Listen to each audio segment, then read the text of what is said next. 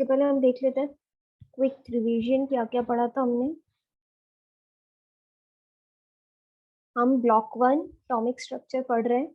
उसमें यूनिट 1 हमने स्टार्ट की थी, बोर्स थ्योरी।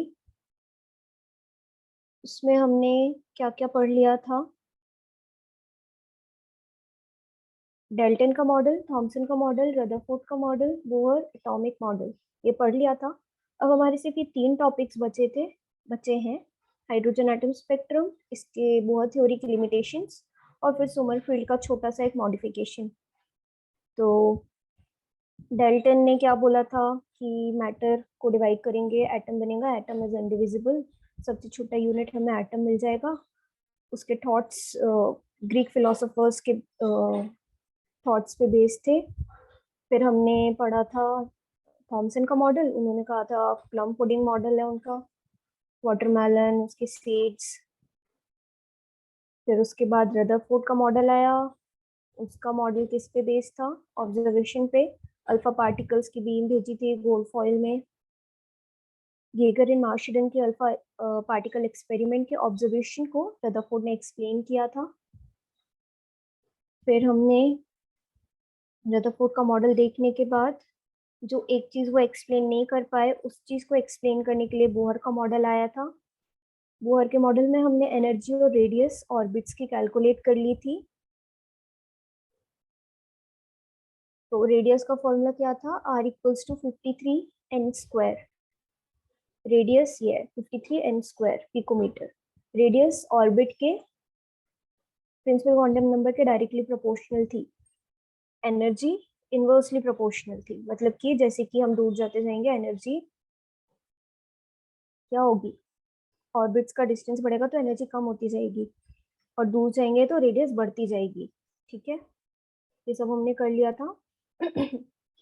ये बोला था मैंने, ये इंपॉर्टेंट है, हो सकता है यूनिट डिराइव करने के लिए आ जाए।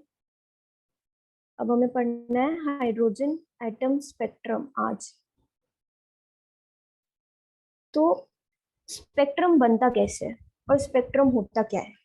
तो जब कोई लाइट प्रिज्म से पास करते हैं तो हमें बहुत सारे कलर्स की लाइट दिखती है, राइट? तो हम बोलते हैं कि ये एक स्पेक्ट्रम है, रेनबो है। रेनबो भी एक स्पेक्ट्रम है जो कि टोटल इंटरनल रिफ्लेक्शन से बना है। But let us first understand what atomic spectrum is. तो जब किसी गैसेस या वेपर्स को, किसी भी केमिकल सब्सटेंस को हम हीट करते हैं, अब चाहे बर्नसन बर्नर में कर रहे हो, केमिस्ट्री लैब में, या इलेक्ट्रिक आर्क में कर रहे हो, एक लाइट एमिट होती है। और ये जो रे ऑफ लाइट है, जब हम इसको प्रिज्म से पास करते हैं तो स्पेक्ट्रम बनता है। ओके, ये प्रिज्म है, इससे हमने एक लाइट पास की, ये यहाँ से ट्रांसमिट हुई, और यहाँ पे एक स्क्रीन लगी हुई है। तो यहाँ पे different different different different lights होंगी। ये सारी लाइट्स किसी ना किसी वेवलेंथ को करस्पॉन्ड करेंगी। ठीक है, तो स्पेक्ट्रम बनता है। अब इन्हें स्पेसिफिकली यहाँ लाइन स्पेक्ट्रम बोला है क्योंकि जो बोहर का मॉडल है और बोहर ने जो आगे सीरीज दी है, स्पेक्ट्रम उसका जो बना है वो लाइन स्पेक्ट्रम है। अब लाइन स्पेक्ट्रम ये है कि मान लो ये एक स्क्रीन है, इस पे लाइंस आएंगी। अब दो तरीके के होता है, एक एब्जॉर्प्शन, एक इमिशन। ठीक है, तो ये देखो, ये गैस है, ये गैस डिस्चार्ज ट्यूब है। यहाँ से हमने इलेक्ट्रिक डिस्चार्ज या बंसन बर्नर पे इसको हीट किया, केमिकल सब्सटेंस है इसके अंदर, ये गैस है जो कि केमिकल सब्सटेंस है, ये प्रिज्म से पास हुई, इतने सारे कलर की लाइट्स आ गई। ये देखो, ये लाइन स्पेक्ट्रम है। लाइन स्पेक्ट्रम इसलिए क्योंकि पर्टिकुलर कुछ कुछ कलर्स की लाइट यहाँ पे हमें दिख रही है, जो कि किसी ना किसी पर्टिकुलर वेवलेंथ को करस्पॉन्ड करती है। ठीक है, this spectrum consists of a limited number of colored lines. Okay, each of which corresponds to different wavelength of light. अब हमें पता है कि रेड कलर हमें सबसे दूर से दिख जाता है, इसलिए क्योंकि इसकी वेवलेंथ सबसे ज्यादा है, इसलिए डेंजर का साइन रेड कलर से होता है ना? तो ये सब हमें पता है। अब कंटिन्यूस स्पेक्ट्रम, एमिशन और एब्जॉर्प्शन स्पेक्ट्रम होता क्या है? तो एब्जॉर्प्शन कब होता है? मैंने आप लोग को बताया था कि एक इलेक्ट्रॉन है, जब लोअर लेवल से ऊपर जाएगा तो एनर्जी एब्जॉर्ब करेगा, है ना? तो जब वो एनर्जी एब्जॉर्ब करेगा तो हमें एब्जॉर्प्शन स्पेक्ट्रम मिलेगा। ये यहाँ से ऊपर जा रहा है तो कुछ ना कुछ एनर्जी एब्जॉर्ब करेगा इलेक्ट्रॉन, तो हमें प्लेन जो स्क्रीन होगी उसमें ब्लैक कलर की लाइंस दिखेंगी, तो डेट इज शोइंग कि एब्जॉर्प्शन स्पेक्ट्रम ऑब्टेन हुआ है। इमिशन कब होगा? अब ये ऊपर पहुंच गया, अब इससे नीचे आना है वापस, तो एनर्जी अपनी इमिट करेगा। तो इमिट करेगा तो कलरफुल लाइंस हमें दिखेंगी, उसको हम बोलते हैं एमिशन स्पेक्ट्रा। कंटीन्यूअस स्पेक्ट्रा मतलब हमें लाइन नहीं दिखेगी, हमें सिर्फ कलर्स दिखेंगे। ठीक है, ये ब्लैक है मान लो, तो ये पूरा कलर यहाँ पर्पल, ये ब्लू, ये ग्रीन ऐसा दिखेगा, ये लाइंस नहीं दिखेंगी। तो this spectrum consists of a limited number of colored lines, each of which corresponds to different wavelength. The line spectrum of each element is unique. ये हाइड्रोजन का लाइन स्पेक्ट्रम है। अगर मैं बोलूं हीलियम का लाइट स्पेक्ट्रम, तो अपन देख सकते हैं क्रोम पे, गूगल पे जाके तुम लोग सर्च करोगे हीलियम का लाइन स्पेक्ट्रम कैसा है, तो वो डिफरेंट होगा। इसलिए इन्होंने बोला line spectrum of each element is unique, वो उसका पर्टिकुलर होगा।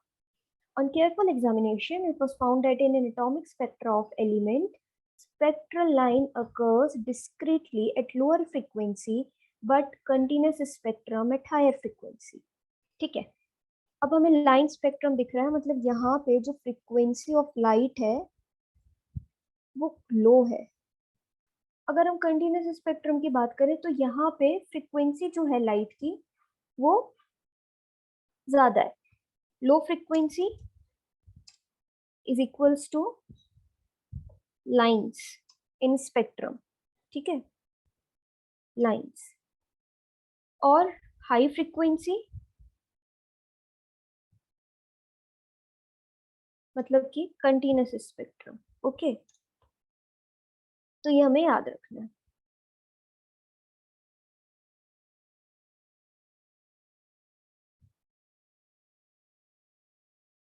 An examination of a part of spectrum of hydrogen, ये फिगर 1.10 में हम देखेंगे कि कौन कौन से 3 ग्रुप्स ऑफ लाइंस उन्होंने दी। अब देखो, Lyman series, Balmer series, Paschen series. ये सीरीज क्या है? ये सीरीज वो है जब इलेक्ट्रॉन ऊपर वाले इंफिनिटी या किसी ऊपर वाले लेवल से 1 पे आ रहा है, 2 पे आ रहा है कि 3 पे आ रहा है। ठीक है, अब मान लो ये ऑर्बिट्स हैं, इलेक्ट्रॉन कहीं इंफिनिटी लेवल से है, कि यहाँ से आके 1 पे आ गया, 1 ऑर्बिट पे, तो N2 क्या होगा? ये होगा। N1 क्या होगा? जहाँ ये आ रहा है। ठीक है, तो लाइमन सीरीज मिलेगी। अगर कहाँ पर आ रहा है? फर्स्ट ऑर्बिट पे आ रहा है। बाल्मर सीरीज कब मिलेगी? कहीं इंफिनिटी से आ रहा है सेकेंड लेवल पे, तो हमें बाल्मर सीरीज मिलेगी। पार्शियन कब मिलेगी? जब थर्ड पे। तो ये सब क्या है? सब स्पेक्ट्रम है। ठीक है, यहाँ पे अलग अलग लाइंस दिख रही हैं। जैसे जैसे हम आगे बढ़ते जाएंगे हमें कंटिन्यूअस स्पेक्ट्रा दिखता जाएगा। ठीक है, तो ये हम, क्योंकि देखो ये इन्होंने ये इसलिए लिखा है कि in case of atoms only electronic transitions are possible, but जब हम मॉलिक्यूल की बात करते हैं तो वहां पर वाइब्रेशनल, रोटेशनल और भी चीजें आती हैं। जब तुम लोग सेकेंड ईयर में आओगे तो तुम लोग पढ़ोगे स्पेक्ट्रोस्कोपी, वहां पढ़ोगे यूवी स्पेक्ट्रोस्कोपी जहाँ पे इलेक्ट्रॉनिक ट्रांजिशन है, फिर पढ़ोगे रोटेशनल, फिर पढ़ोगे वाइब्रेशनल। तो सबकी अलग अलग एनर्जीज है। ठीक है, सबका अलग अलग ट्रांजिशन है। वाइब्रेशनल में कुछ और हो रहा है, माइक्रोवेव यूज हो रही है, कौन सी आईआर यूज हो रही है, सब डिफरेंट है। तो वो जब हम मॉलिक्यूल्स की बात करते हैं तब, बट अभी हम यहाँ पे इलेक्ट्रॉनिक ट्रांजिशन की बात कर रहे हैं, क्योंकि हम एटम्स की बात कर रहे हैं, तो एटम्स में इलेक्ट्रॉनिक ट्रांजिशन होता है। ठीक है, तो one of them in the visible region it was discovered by Balmer, इसलिए इसका नाम पड़ा बाल्मर सीरीज। ठीक है, 1885 में। इस series is known as Balmer series, और उसका मैथमेटिकल रिप्रेजेंटेशन इन्होंने इस फॉर्मूले से दिया, जो कि हम पहले भी डिराइव कर चुके हैं। अब यहाँ पे 2 इसलिए लिया क्योंकि आप लोग को याद होगा फॉर्मूले में N2 माइनस N1 था। ठीक है, मैंने सॉल्व करने दिया होगा, तो जिसने किया होगा उसको याद होगा। तो N2 क्यों 2 लिया? क्योंकि बाल्मर सीरीज है, और बाल्मर सीरीज में इलेक्ट्रॉन कहीं दूर से सेकेंड ऑर्बिट में आ रहा है। ठीक है, तो इसलिए इनने यहाँ पे बोल दिया कि N2 जो है वो 2 है, और यहाँ स्क्वायर होता है, इसलिए ये दोनों स्क्वायर है। इन दिस इक्वेशन R एक कांस्टेंट है। आर जो कांस्टेंट है उसका क्या नाम है, रेडबर्ग कांस्टेंट। कौन सा कांस्टेंट, रेडबर्ग। और इसकी वैल्यू होती है फिक्स, ये आपको याद करनी पड़ेगी। जैसे आपको एच की वैल्यू याद करनी थी 6.626, ऐसे आपको इसकी वैल्यू याद करनी पड़ेगी। मतलब कर सकते हो, क्वेश्चन में आपको गिवन भी होगी, बट याद हो तो अच्छा है, कि नहीं हो तो हमें पता होना चाहिए। और यहाँ पे एन जो है होल नंबर है, हमें पता है 1 2 3 4 कुछ भी इसकी वैल्यू हो सकती है। अब इन्होंने ये क्या रिलेशन लिखा है, वे ये 1/λ इक्वल्स टू, ये क्या है, तो ये वेव नंबर है।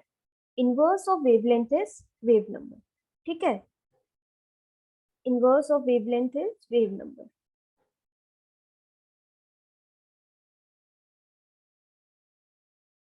1.n में हमने देख लिया बार्नर सीरीज जो है, इसमें कौन कौन सी लाइन है। अब देखो उन्होंने एक चीज कही है कि Balmer series consists of a series of spectral lines in which distance of separation, या जो लाइंस के बीच का सेपरेशन है, जैसे जैसे फ्रीक्वेंसी इंक्रीज होती है ये डिक्रीज होता जाता है। वो चीज मैंने आपको पहले ऊपर बताई है ना, तब हमें कंटिन्यूस स्पेक्ट्रम मिलने लगता है। एट वेरी हाई फ्रीक्वेंसीज और लोअर वेवलेंथ। अब देखो ये आपको याद रखना है क्या, कि E equals to h nu, energy ज्यादा फ्रीक्वेंसी ज्यादा, ठीक है। और यहाँ क्या हमने देखा, 1/वेवलेंथ, या C equals to nu lambda.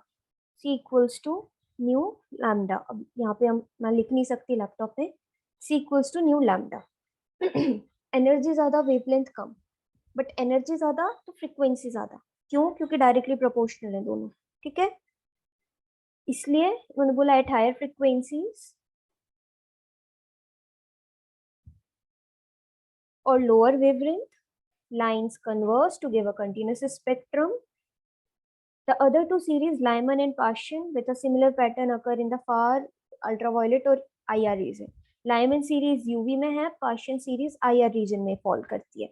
ये सारे रीजन और डिफरेंट डिफरेंट रीजन हैं किसी लाइट के, ठीक है। अल्ट्रावायलेट लाइट, माइक्रोवेव, IR, ये सब रेडिएशन है, ओके। अब आपसे पूछा जाएगा कि बाल्मर सीरीज कौन से उसमें है, तो वो यूवी विजिबल रीजन में फॉल करती है, ठीक है। ये आपको याद रखना है। इन 1908 रिड्स एक साइंटिस्ट थे, उन्होंने एक्सपेरिमेंटली शो किया कि किसी स्पेक्ट्रम में such that the wave number of the observed spectral line could be written as the difference of two terms. आगे देखते हैं क्या था रिड्स का principle. And in case of hydrogen new spectral lines और series were predicted in which the frequencies are given by this formula.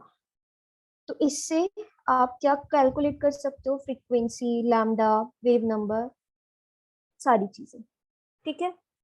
M n n are integers, m एक constant है किसी, अब एम कांस्टेंट क्यों है, अगर लाइमन सीरीज बोला मैंने तो एम हो जाएगा 1, मैंने बोला बाल्मर सीरीज तो हो जाएगा एम 2, पार्शियन सीरीज बोला तो एम 3, ठीक है। तो इसलिए एम कांस्टेंट है for a given series. This principle applies to two other series as well, Lyman and Paschen. Okay. अब क्लासिकल फिजिक्स या क्लासिकल क्वांटम थ्योरी क्यों बहुत सारी चीजों को एक्सप्लेन नहीं कर पाती, इसलिए क्योंकि उसका जो प्रिंसिपल है वो आज की थ्योरी में अप्लाई नहीं होता मॉडर्न।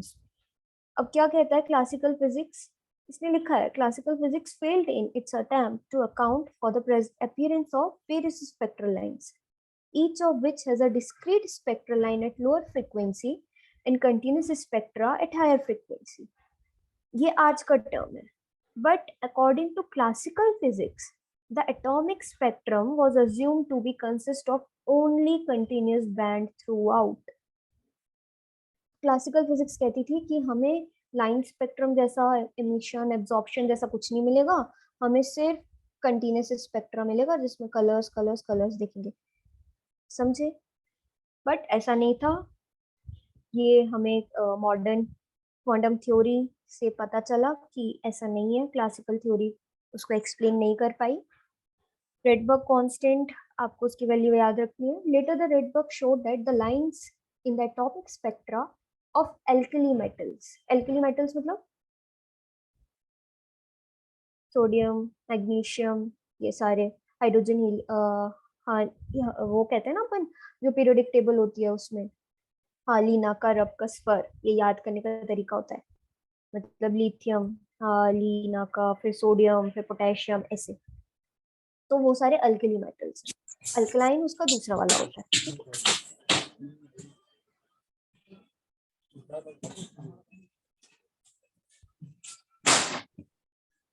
किसी का माइक ऑन है? कोई डाउट है? प्रियांशु, इसमें कोई डाउट है?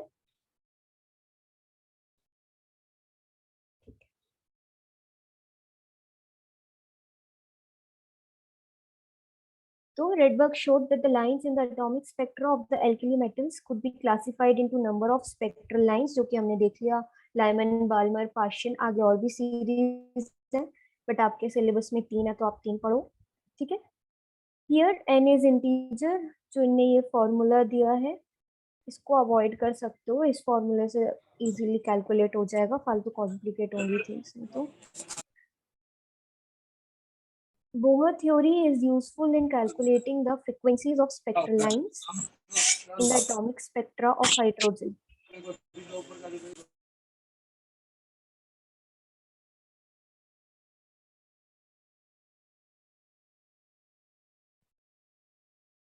Is useful in calculating the frequencies of spectral lines in the atomic spectra of hydrogen. Bohr की थ्योरी का ही है ये, आगे जो हमने एनर्जी कैलकुलेट की, रेडियस कैलकुलेट की, और हम देख रहे हैं फ्रीक्वेंसी कैसे कैलकुलेट करेंगे। तो अभी क्या कर रहे हैं, आज हम फ्रीक्वेंसी कैलकुलेट कर रहे हैं, ठीक है। तो हमने क्या अज्यूम किया, E1 and E2 represent the energies of inner and outer orbit respectively. E1 inner का है, E2 आउटर ऑर्बिट के लिए, ठीक है। क्वांटम नंबर क्या लिया, N1 एंड N2। ये चीज हम पहले जब एनर्जी डिराइव कर रहे थे तब ये आया था फॉर्मूला, याद होगा। काइनेटिक एनर्जी, पोटेंशियल एनर्जी को हमने प्लस किया था, फिर काफी डेरिवेशन लंबा था वो, उसके बाद ये आया था। तो देखो, याद होगा आपको, एनर्जी मैंने बोला था कि इनवर्सली प्रोपोर्शनल थी एन के, ठीक है। तो हम ऐसा लिख सकते हैं, अगर हमें N1 N2 को कैलकुलेट करना है, या हमें N1 और N2 हमने अज्यूम किया है, तो हम ऐसा लिख सकते हैं ना, एनर्जी E1 तो ये N1, ये E2 तो N2, है ना।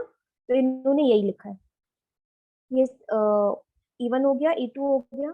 अब the amount of energy emitted कब इमिट होती है, जब ऊपर से नीचे आता है, when electron jumps from outer level to the inner level, ठीक है।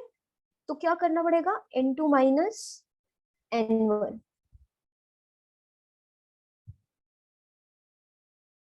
N2 माइनस N1, तो E2 माइनस E1 होगा। तो E2 क्या था, ये था, E1 क्या था, ये था, है ना। अब देखो, इसको इन्होंने कॉमन ले लिया, इस पूरे टर्म को, इन दोनों वैल्यूज में से कॉमन ले लिया तो बाहर निकाल लिया। अब माइनस माइनस क्या होगा, प्लस हो जाएगा, ये माइनस और ये माइनस प्लस, तो N1 क्या हो गया हमारा, पॉजिटिव आ गया। अब N2 नेगेटिव हो गया, माइनस का साइन इनटू करोगे इसमें तो, ठीक है। तो डेल्टा E की वैल्यू हमें मिल गई ये, ठीक है। अब क्या करना है हमें, ये रिलेशन हमें पता था, E equals to h nu, और यहाँ C वेलोसिटी ऑफ लाइट। तो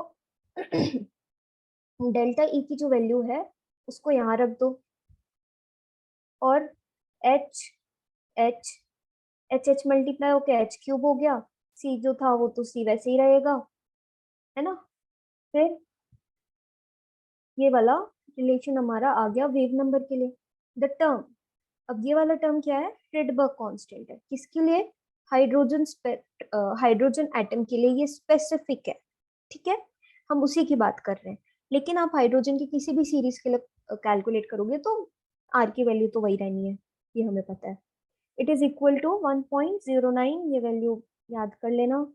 अब आर एच इसलिए क्योंकि इसको हम डिनोट कर रहे हैं रेडबर्ग को आर एच से, hence the above equation for hydrogen atom becomes this. You can see that in equation 1.23, ये सब छोड़ो, it is has assumed that the nucleus is fixed at the center of orbit, हमें पता है। In fact, nucleus and the electrons are both rotating about the same center of mass, ये भी हमें पता है। अभी देखो, इक्वेशन 1.3 को हम अगर एनालाइज करें तो हम कैलकुलेट कर सकते हैं फ्रीक्वेंसीज लाइमन के लिए, बाल्मर के लिए, पार्शियन के लिए। अब ये दो सीरीज और हैं, ब्रैकेट और पिफंड। यहाँ पे 1 पे आ रहा है इलेक्ट्रॉन, यहाँ 2, यहाँ 3, यहाँ 4, यहाँ 5। ठीक है, याद करना पड़ेगा इसको, ऊपर नीचे करोगे तो कंफ्यूज हो जाओगे, इसलिए हमेशा लाइमन से ही स्टार्ट करना है।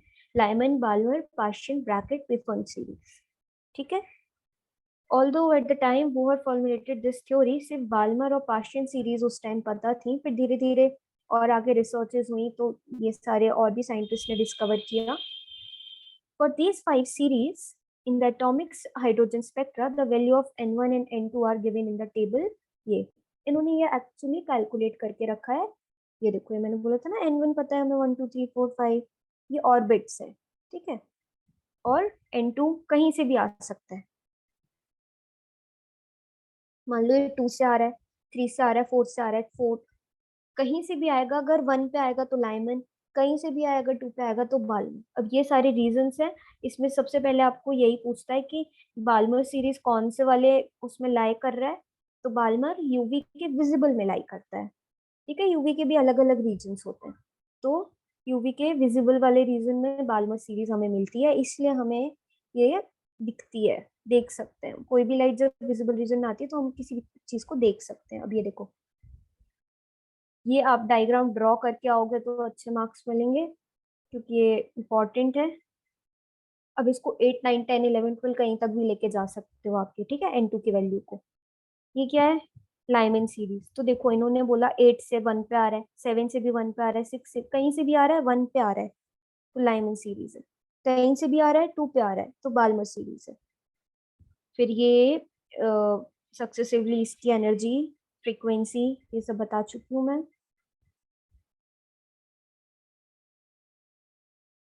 You can see in the figure above that the spacing between two successive levels becomes smaller as the n increases। देख रहे हो ना, जैसे जैसे जैसे जैसे n बढ़ रहा है, इनके बीच की डिस्टेंस कम होती जा रही है।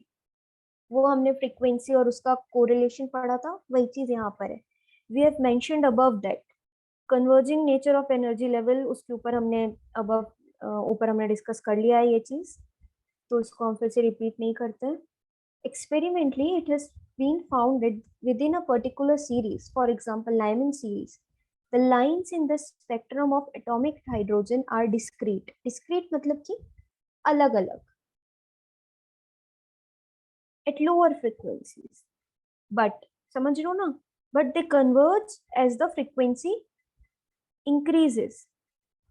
Energy बढ़ रही है, energy equals to h nu। तो जैसे जैसे हम एनर्जी बढ़ा रहे हैं, फ्रीक्वेंसी बढ़ रही है, और यहाँ पे हमारी जो सीरीज है अकॉर्डिंगली, यहाँ अलग अलग लाइन्स हैं, यहाँ जाते जाते जाते ये कंटिन्यूस होता जा रहा है। अब कंटिन्यूस क्यों हो रहा है, फ्रीक्वेंसी बढ़ रही है। ठीक है ना, ये आपको रिलेशन याद रखना है कि डिस्क्रीट तब मिलता है, अलग अलग लाइन्स हमें तब मिलती हैं जब लोअर फ्रीक्वेंसी होती है, बट कंटिन्यूस स्पेक्ट्रम तब मिलता है जब फ्रीक्वेंसी बढ़ने लगती है, तो लाइन्स कन्वर्ज होने लगती है। Each successive line become closer to the previous one. This is quite evident from the spacing of the first 4 lines in the Lyman series. फिर आते हैं आगे, वेव नंबर ये इन्होंने पूरा कैलकुलेट करके बताया है। N1 N2 की वैल्यू रखी तो सॉल्व किया तो कितना आया, ये स्पेसिंग कैलकुलेट की है। स्पेसिंग के लिए स्पेसिफिक फॉर्मूला है, एन की वैल्यू आपको यहाँ रखनी है। मान लो सेकेंड लेवल और थर्ड के बीच में, सेकेंड और थर्ड ऑर्बिट के बीच में कितना है, तो सेकेंड यहाँ रखोगे, सेकेंड में से 1 माइनस करोगे, जितना भी आएगा अकॉर्डिंगली कैलकुलेट कर लोगे। ठीक है, क्वेश्चन 1.21 कहाँ गई, क्वेश्चन 1 ये।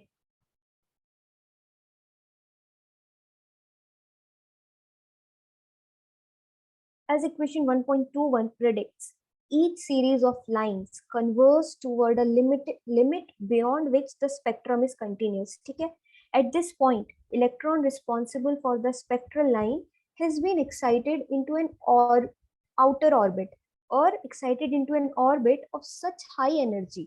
इसलिए हम हमेशा N2 को बोलते हैं कि N2 कहीं से भी आ रहा हो, बाहर वाले किसी भी ऑर्बिट से आ रहा हो, लेकिन नीचे वाले लेवल को हमें काउंट करना है कि 1 पे आ रहा है, 2 अप पे आ रहा है, उसके अकॉर्डिंग हम सीरीज को बताते हैं, लाइमन है, बाल्मर है, कौन सी है। into an orbit of such high energy that it has effectively escaped from the influence of nucleus. इसको मैं कल बताऊंगी यहाँ से, बिकॉज यहाँ पे आयनाइजेशन का कंसेप्ट आएगा और फिर दो कंसेप्ट मर्ज हो जाएंगे। चलो आज ही बता देते। इन अदर वर्ड्स यहाँ पे हमें ये देखना है कि जब बाहर वाले किसी बहुत इन्फिनाइट ऑर्बिट से आ रहा है, मतलब बहुत हाई एनर्जी से नीचे आ रहा है, तो वो एमिट कर रहा है ना, तो वो न्यूक्लियस के इन्फ्लुएंस से एस्केप कर चुका है। In other words, the atom has lost its electron and formed a positive ion. फिर से, at this point, electron responsible for spectral line has been excited into an orbit of such high energy that it has effectively escaped from the influence of nucleus. अगर nucleus के influence में होता तो attraction होता, attraction अभी भी है, but जब कोई चीज इतनी दूर चली जाएगी तो न्यूक्लियस अपना जो इफेक्ट है वो किसी सर्टेन रीजन तक ही दे पाएगा, उसके बियॉन्ड इलेक्ट्रॉन का और न्यूक्लियस का कोई रिलेशन नहीं होगा। तो क्या कहेंगे हम इसको कि इलेक्ट्रॉन निकल चुका है उस एटम से। अब इलेक्ट्रॉन का निकलना is what? Ionisation. Ionisation is removal of electron from the outer orbit of the outer orbit of atom. ठीक है, हाइड्रोजन एटम है कि एटम है? Gaseous atom. इससे इलेक्ट्रॉन लॉस हुआ तो हाइड्रोजन आयन बना और इलेक्ट्रॉन लॉस हुआ। Thus, the energy difference between the ground state of hydrogen atom and the excited state that corresponds to convergence limit of the spectral line N2 is infinite is called ionization energy of hydrogen atom. इतनी ऊपर से नीचे अब उसका influence खत्म हो गया तो electron is lost from the atom. तो this is what? Ionization energy. अब हम यहाँ हाइड्रोजन की बात कर रहे हैं इसलिए ये हाइड्रोजन एटम की आयनाइजेशन है। Note that the ionization energy is referred to the removal of electron in the gas phase. ये इंपॉर्टेंट है, गैस फेस में जब हम बात करते हैं तभी हम आयोनाइजेशन एनर्जी की बात करते हैं। आप आगे और इनऑर्गेनिक पढ़ोगे तो उसमें आयोनाइजेशन एनर्जी को कौन कौन से फैक्टर्स इन्फ्लुएंस करते हैं ये सब पढ़ोगे। तो Bohr theory can explain the appearance of discrete spectral line. Discrete मतलब अलग अलग, मैं बार बार कह रही हूँ, ठीक है ना, ये याद रखना। और बार बार कहाँ लोअर फ्रिक्वेंसी पे डिस्क्रीट लाइन मिलती है हमें, अलग अलग लाइन्स, ठीक है। And a continuous spectra at higher frequency in the spectrum of hydrogen, ये बोहर ने एक्सप्लेन कर दिया। तो हाइड्रोजन का स्पेक्ट्रम अगर हम देखें तो क्या है? अलग अलग सीरीज का फॉर्म होना, कैसे होना? एमिशन स्पेक्ट्रम के थ्रू होना, Lyman, Balmer, Paschen, Pfund, Brackett series का बनना।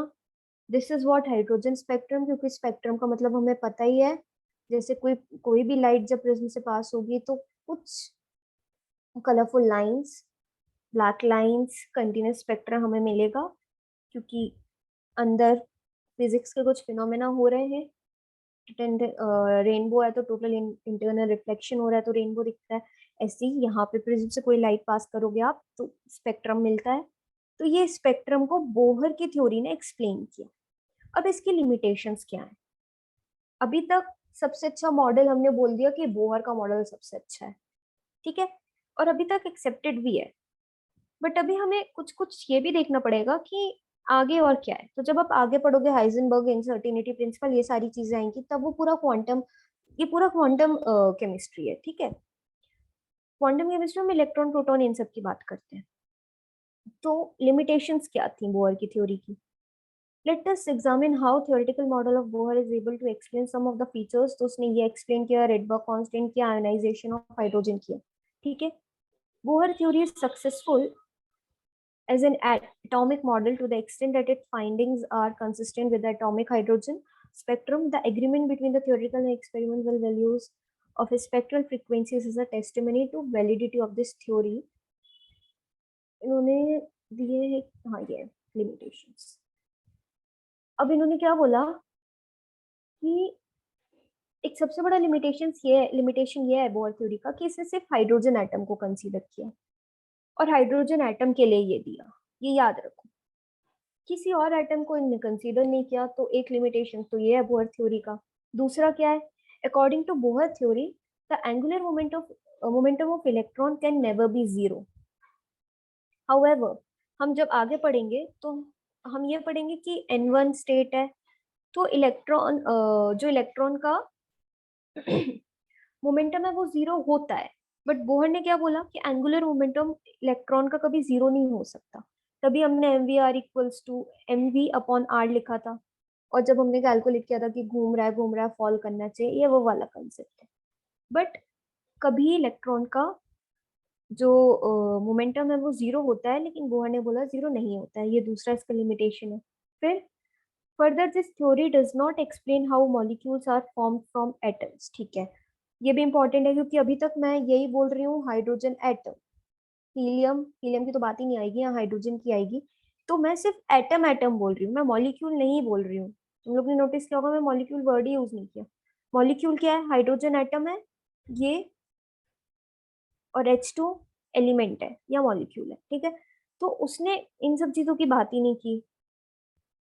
Also Bohr theory is not able to explain the spectra of multi electron atom. ठीक है, ये इंपॉर्टेंट है बहुत। हाइड्रोजन में सिर्फ एक इलेक्ट्रॉन है, ठीक है, उसने सिर्फ इसको लेके चला है। हीलियम में दो है इलेक्ट्रॉन्स, बट इस चीज को वो एक्सप्लेन नहीं कर पाए, तो Bohr theory is not able to explain the spectra of multi electron atoms. फिर it does not recognize the wave property of electron.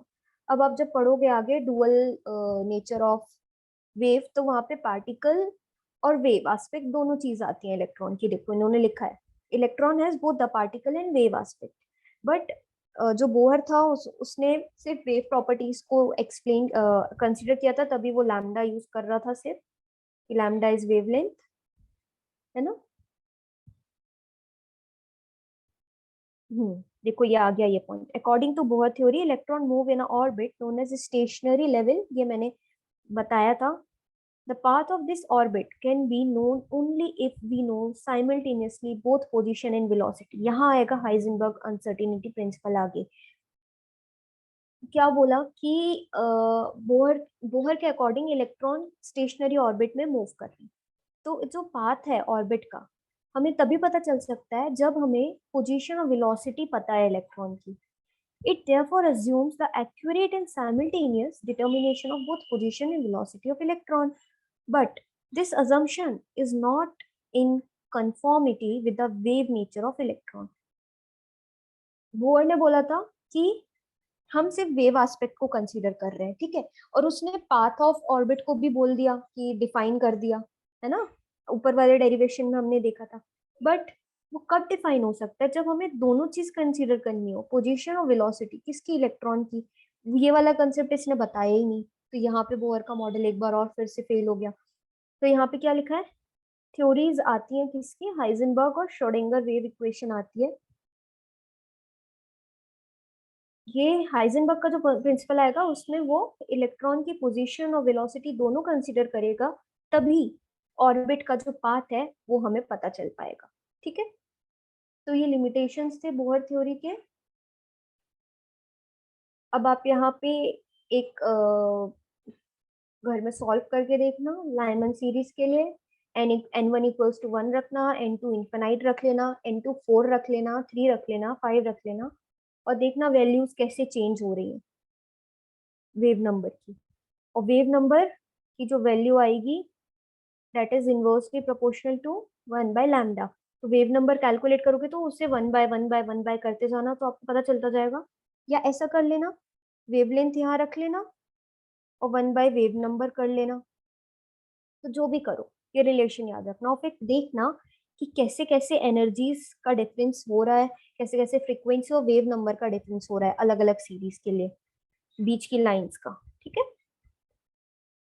तो इतना ही है, इसके आगे हमें सोमरफील्ड का कल मैं आपको ये मॉडिफिकेशन बता दूंगी स्ट्रक्चर में, एटॉमिक स्पेक्ट्रम ऑफ हाइड्रोजन के। फिर हमारी ये वाली यूनिट खत्म हो जाएगी। फिर हम छोटा सा एक क्विज रखेंगे, क्विज इन द सेंस कि क्या क्या हमने जैसे थॉमसन का मॉडल पढ़ा, क्या पढ़ा उसके लिए। तो सबसे क्वेश्चन पूछेंगे अपन, ठीक है। तो आज का समझ आया उमेश?